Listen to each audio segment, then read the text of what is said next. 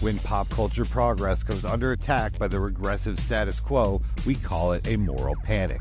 And few moral panics are more intense, outrageous, and relevant than the controversy over queerness in children's media.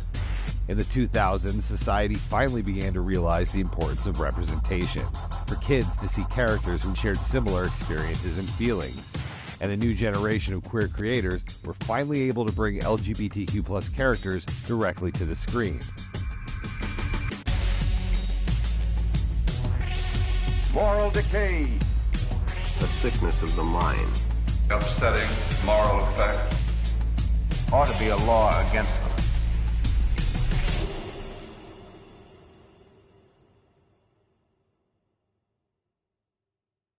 I think it's helpful, the Peabody support of our show, to just have some eyes turned towards what we're doing and what that can mean for queer youth, how that can empower and protect people and sort of shift culture in a way, really starting with kids as they're kids, to offer them support. Rebecca Sugar is one of animation's most thoughtful voices. Her push for inclusion in Adventure Time and later her own show, Steven Universe, forever changed the game for children's media, where queerness was a strict taboo. It was just panic that, especially panic in regards to kids, like parents terrified that their children could be queer. I soaked that up like a sponge. Kids do. It's such an awful thing to grow up feeling about yourself, and that radio silence, the absence of something, makes a huge statement. I know it had a huge impact on me and many others.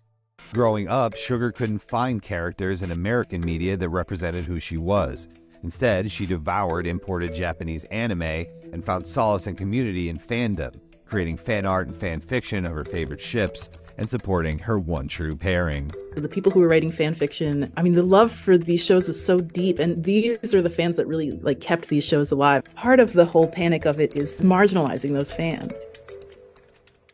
Sugar's shipping evolved into indie comics, which eventually landed her a position on Pendleton Ward's smash TV series, Adventure Time. Pendleton Ward, he was telling us, don't try to make it like a show you would see on TV. Make it like your personal comic. Every time we would get a story, it would be sort of like, okay, how can I make this more like my personal work? How can I put myself into this? She found her opportunity in the connection between Princess Bubblegum and Marceline, the Vampire Queen. I knew that they couldn't be in a relationship. That was not something that was possible at that time. But I thought, if we imply that they had been in a relationship before and they're not in one now, can that get through?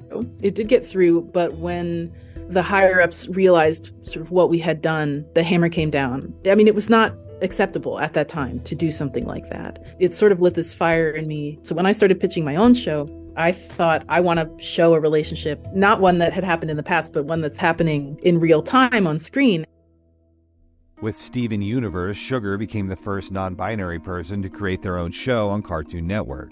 The series stars Steven, an endearing, optimistic boy who joins the Crystal Gems, powerful aliens who can fuse together to form a new hybrid being. We came up with the concept of fusion, and we came up with the character of Garnet, and we made it so intrinsic to the show that by the time they realized what we had done, they wouldn't be able to take it out. We didn't actually reveal that Garnet was a fusion of two gems in love with each other until the 52nd episode. And once they realized that there was a whole episode about it, that there was a song about it, they came to me and they said, these characters cannot be in a romantic relationship. And I said, it's shipped, it's being animated right now. The song's already recorded, we can't change it at this point. The sort of threat that was presented to me was that if I did say that we were doing this deliberately, that the show would be pulled and censored, that would lead to the cancellation of the show.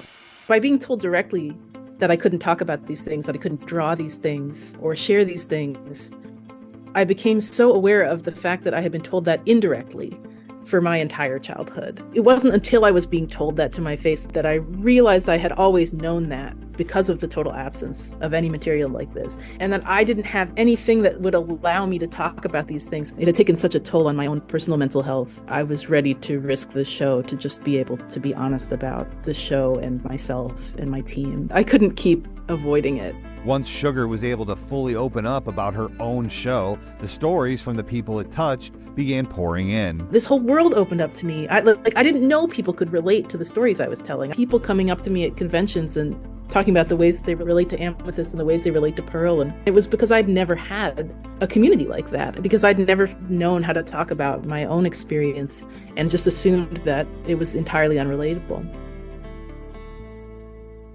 By the time Steven Universe ended in 2019, its impact was felt throughout all of pop culture. A new wave of queer kids cartoons emerged, but as we entered the tumultuous 2020s, a new generation of conservative fearmongers had begun using their power to stoke the flames of moral panic once more. In 2017, the Disney company began an effort to include more LGBTQ+ characters in its films, which was met with controversy at home and abroad. This 1-second shot of Gaston's goon LeFou dancing with another man resulted in Beauty and the Beast's ban from the country of Kuwait.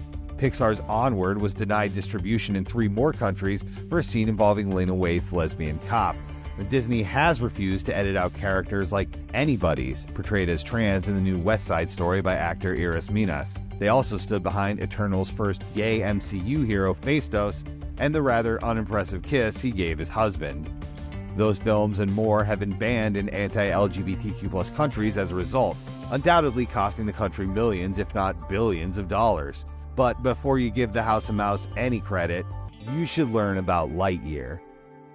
In March of 2022, employees of Pixar released a statement alleging that Disney execs were internally censoring LGBTQ+ themes and depictions of overtly gay affection in their films.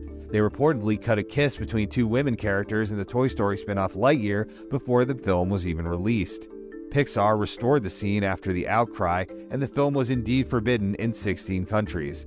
In the United States, Lightyear faced a right-wing backlash fueled by cable news that led to at least one theater posting warning signs outside of Lightyear showings. But to the people who made the movie, it was surely all worth it. The flip side of the fear and the censorship are the artists that are pushing to make this happen. You know, and anytime you see anything personal and exciting and innovative and artistic within commercial art, there are people that fought to get that in there. When you see this material, it's coming from people who care so deeply.